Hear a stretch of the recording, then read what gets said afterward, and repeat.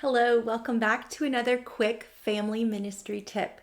These tips are designed to encourage, equip, and challenge you whether you are someone who is leading or someone who is serving on a family ministry team. Today's topic is about the current condition of the team that you lead. So specifically, I want to just lean in for a couple minutes and talk to those of you who are in leadership on a kids ministry, children's ministry team, or a student ministry team, or if you are someone who oversees the entire family ministry team at your local church.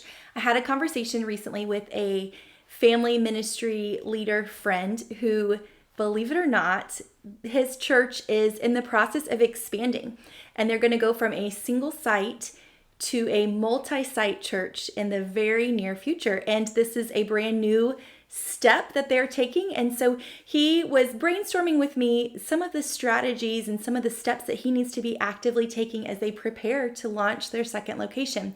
And as we brainstorm those steps, I felt like they were really valuable tools for those of you who might be starting to pray through expanding. Even in this season, there are some churches that are growing and expanding. Or for those of you, many of you, probably all of you, who are finding that your team in 2021 has a very different look and feel than it did in years past. And so in order to gear up for what's next, even in the current team, with the current team that you have, there maybe needs to be an evaluation process and some action steps taken to prepare you for what's next, because it may look different.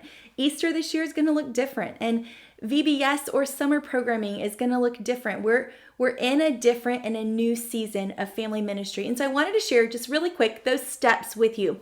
The first step, whether you are gearing up to launch a new location and become multi-site or add another site, or if you are someone who just needs to go through the process of evaluating your team to gear up for what's next, the very first step is to have a clearly defined vision. Why are you doing what you're doing?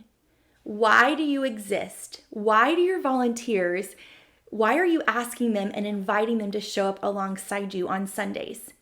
What is the difference that you plan to make through this team? What is your vision? Whether that is a vision for launching a new location, or whether that is just the vision for 2021. What is our vision for this year? Have it clearly defined.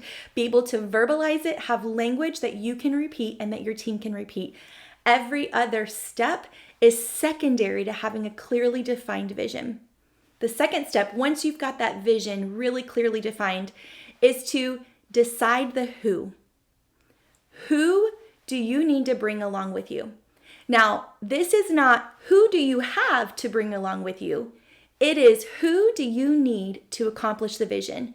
So whether that is a vision for launching an additional location, or whether that is just the vision for leading your team through this calendar year, who do you need to do that successfully? Dream big, brainstorm, try to remove names of people that you have in front of you and think about more about positions. What leaders do you need? Do you need service leaders? Do you need room leaders? Do you need coaches? Do you need parent connect? Do you need greeters? Make like an org chart. Like if you could have your ideal team, build it on paper, build it in your computer. Who do you need to bring with you to accomplish the vision? The third step is to decide what needs to be done to accomplish the vision. The reason we're going to come up with the why, then the who, and then the what is because some of the who that you might make on that org chart, they might already be in place. You may already have one or two key voices that you know are really valuable for accomplishing the vision that God has for you and your team, and you want to pull them into the conversation. Here's the vision. Come with me and let's brainstorm. What do we need to do to accomplish the vision? Is what we're currently doing accomplishing the vision that we have for this year or the vision that we have for this new location? Start fresh, scratch what you already have, and sit down with some of those key people and brainstorm. What do we need to do? Make action steps. Make actionable steps. We need to recruit 15 new volunteers. or we need to establish a new space for our 4th and 5th graders because they're checking out. Whatever that might look like, dream big, come up with the what. What do you need to do to accomplish the vision? And then the 4th step is going to be the when. So we're going to cover the why, which is the vision, the who that we need to bring along. What are the steps we need to take right now to start making progress towards accomplishing the vision?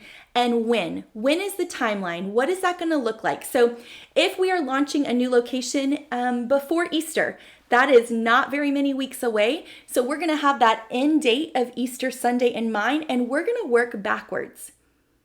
What do we need to do the week before we launch that location? What do we need to do 2 weeks before we launch that location?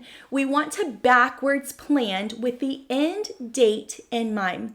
I actually wrote an entire article about backwards planning. It is a really great tool for ministry leaders, for teachers, for parents. It's a really great tool for helping accomplish goals. So as you're sitting and coming up with the when, making your timeline, start with that end date in mind. And if you're in a season of just reevaluating your team and figuring out what we've been doing is not going to accomplish the vision that we have for this season and for this year, and so you're going to redo things, I encourage you, still give yourself an end date. Decide that, in 8 weeks, we want to have a fresh new perspective with a fresh new vision, fresh new training. Set a goal and work backwards. Make measurable action steps with dates attached to them. I think that all of our teams look so different in this season. Families are having different needs. We're seeing new faces come. Some of our former regular attenders are not returning. Some of our volunteers have returned while others have not. In fact, if you have 50% of your volunteer team that has returned, you're doing pretty good by what I'm hearing across the nation right now. Now is a really great time. Sit down, whether you are launching something new or whether you're continuing in a brand new, fresh way to reach towards the mission of connecting kids and families to Jesus.